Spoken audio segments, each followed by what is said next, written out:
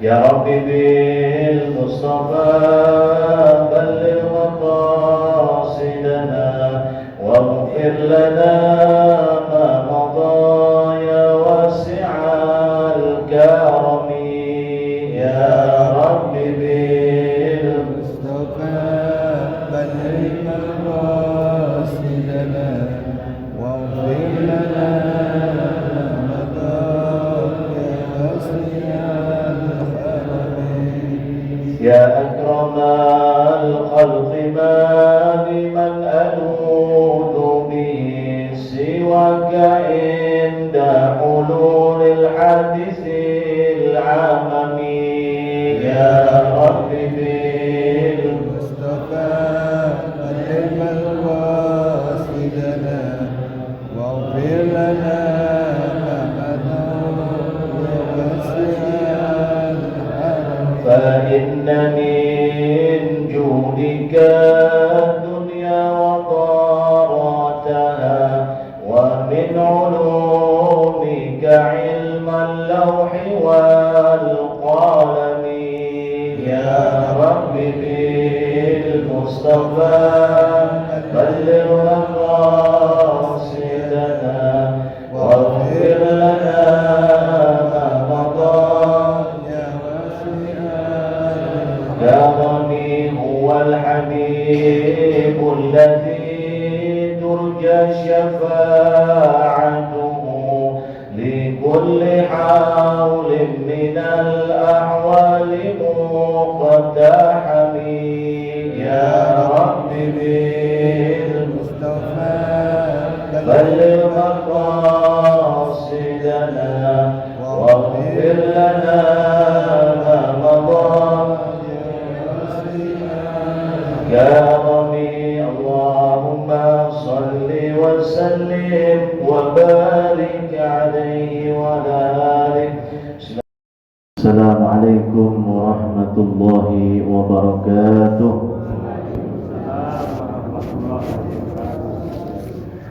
الحمد لله رب العالمين وبه نستعين على أمور الدنيا والدين والصلاة والسلام على أشرف الأنبياء والمرسلين سيدنا وحبيبنا وشافعنا وقرة أعيننا ومولانا محمد وعلى آله وأصحابه أجمعين. أما بعد, beberapa jamaah kita yang insyaallah tahun ini akan melaksanakan ibadah haji beserta umrah. Ya, ibadah haji beserta umrah ada 6 jamaah.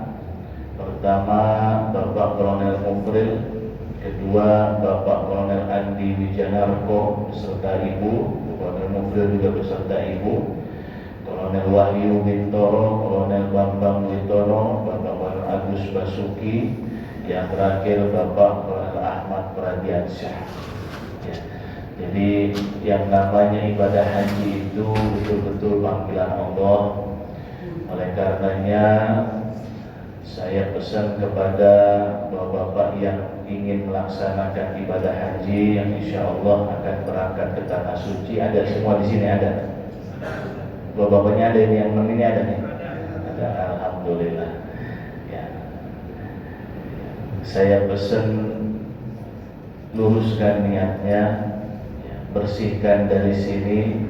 Sudah mulai kita luruskan niat, bersihkan hati kita, karena kita mau memenuhi panggilan daripada Allah Subhanahu wa taala dan juga berangkat ke tanah suci dalam rangka melaksanakan rukun Islam yang terakhir.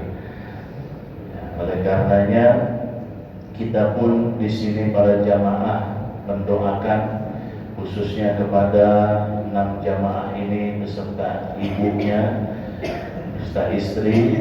Kita doakan mudah-mudahan dalam pelaksanaan ibadah haji Allah telah berikan kesehatan, kelancaran, kemudahan di dalam menunaikan ibadah haji di sana.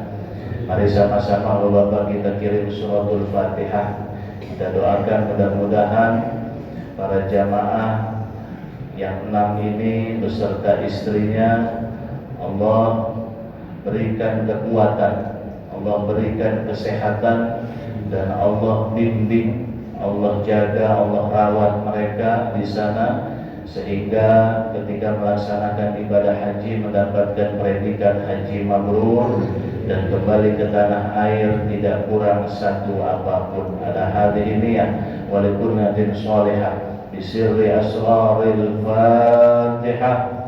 A'udzu billahi minasyaitonir rajim. Bismillahirrahmanirrahim. Alhamdulillahi rabbil alamin arrahmanir rahim maliki yaumiddin.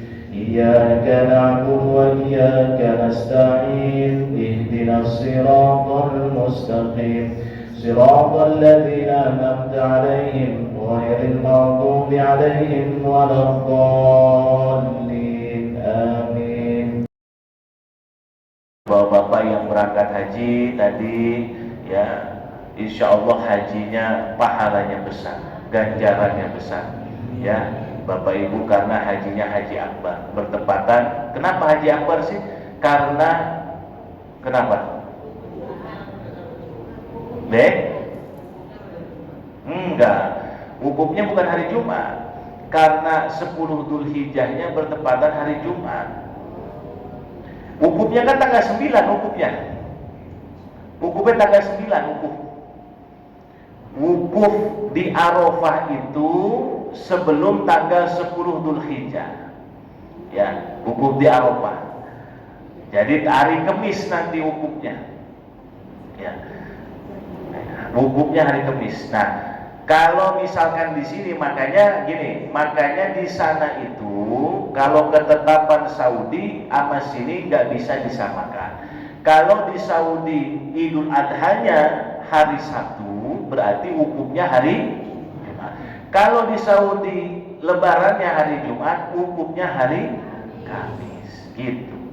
Ya, hari Kamis. Jadi wukuf itu 9 Dzulhijjah, Bapak Ibu-ibu berangkat ya, kita setelah ihram berangkat menuju padang Arafah. Wukuf ba'da zuhur. Ba'da zuhur, sebelum zuhur mandi dulu, sunnah wukuf. Ya. Habis itu setelah itu menuju padang Arafah. Di Arafah tenda. Yang haji reguler biasa saja. Yang haji plus alhamdulillah. Haji VIP luar biasa. Yang furoda istimewa ya. Sampai es krim aja ada itu.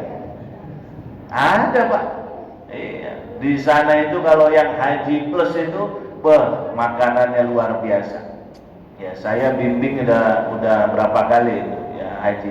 Berangkat wukuf di Arafah, sholat zuhur, khutbah wukuf dengerin. Setelah itu perbanyaklah zikir.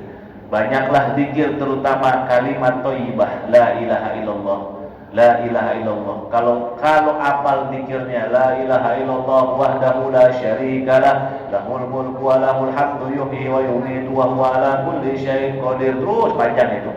Tapi kalau nggak apal la ilaha illallah, baca Quran, merenung sejenak akan tentang diri kita, bukan diri orang ya. Di Arafah itu merenung tentang bagaimana muhasabah kita ini.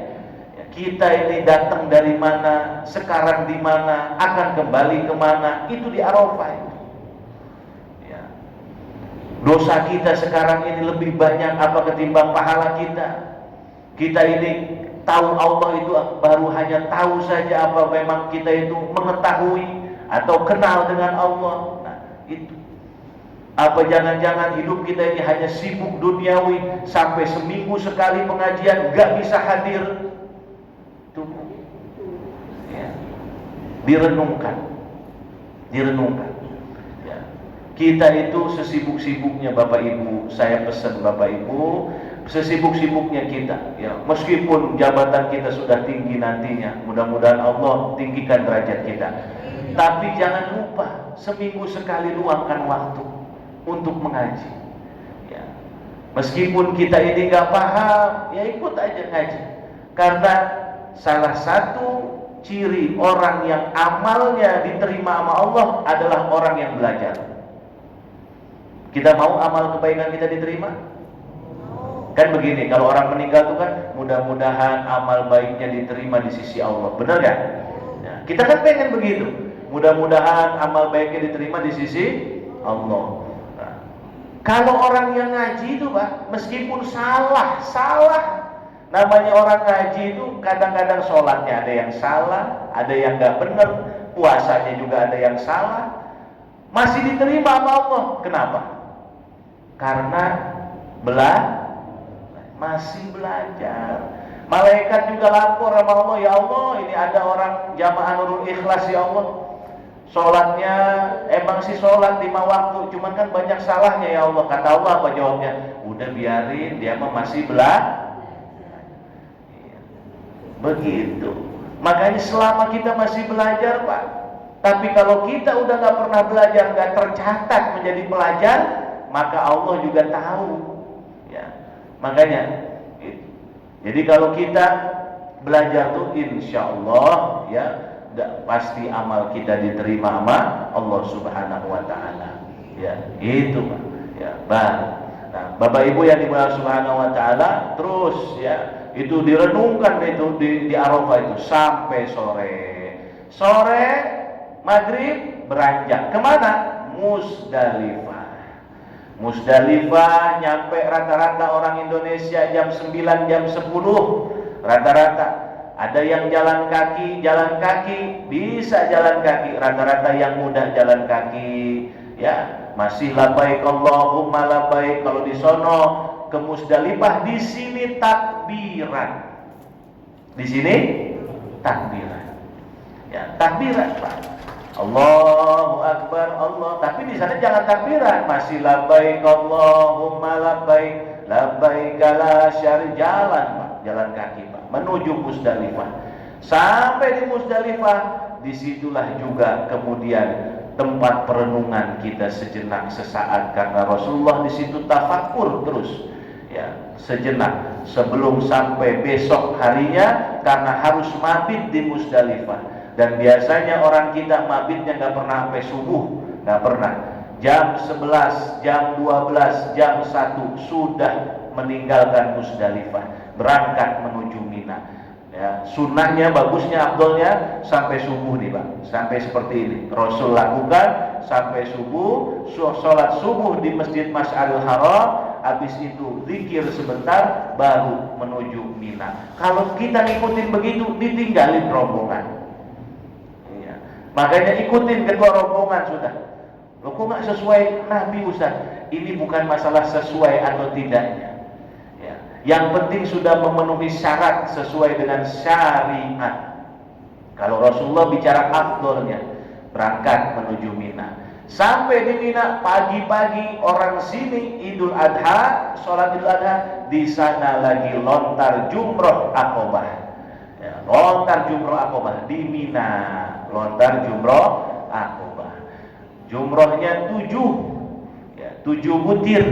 Harus satu-satu ngelemparnya, nggak boleh langsung 7-7-nya, nggak boleh. 3-3 nggak boleh. Biar cepat Pak Ustaz, langsung aja 7 saya lempar, nggak bisa.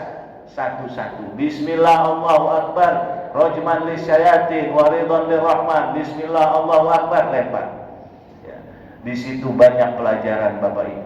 Ya, ketika berangkat dari Musdalifah menuju Mina sambil talbiyah, semua di situ lautan manusia menangis. Nggak ada yang kuat itu ya, kecuali dengan tangisan, karena kita membayangkan bahwa suatu saat kita akan menghadap Allah seperti itu, persis seperti itu ya, dikumpulkan kembali semua manusia. Itulah Bapak Ibu, makanya namanya berangkat haji itu betul-betul panggilan Allah ya. Nah, cuman ya pesan saya tadi, luruskan niat. Sebab orang ada yang berangkat haji bukan karena ibadah, ya bukan karena semata-mata memenuhi panggilan, tapi dia ingin mendapatkan nama di hadapan manusia, dia ingin mendapatkan sanjungan dari manusia banyak. Ya, maka kita ini hanyalah menjalankan tugas, badan kita ini hanya fasilitas saja. Sebenarnya yang ibadah haji itu adalah roh kita, dipanggil oleh Allah Subhanahu wa Ta'ala.